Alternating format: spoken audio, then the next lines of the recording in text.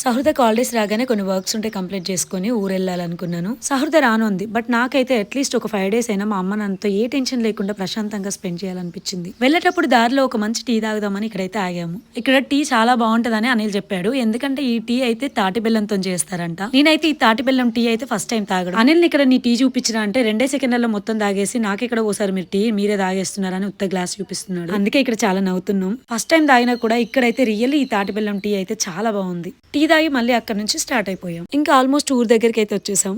మొన్న మా ఊర్లో 2 డేస్ చాలా వర్షం పడిందట. పొలం ఎక్కడ పాడైపోతుందని మా నాన్న ఫోన్ లో నాతో మాట్లాడుతూ చాలా టెన్షన్ పడ్డాడు. ఇంటికి రాగానే ఆకలిస్తుందంటే అమ్మ అన్నం పెట్టింది. నేనైతే అమ్మ చేతితో వండింది కడుపు నిండా తినేస్తాను. రియల్లీ ఏ అమ్మ అయినా తన చేతులతో వండింది అమృతంలానే ఉంటది.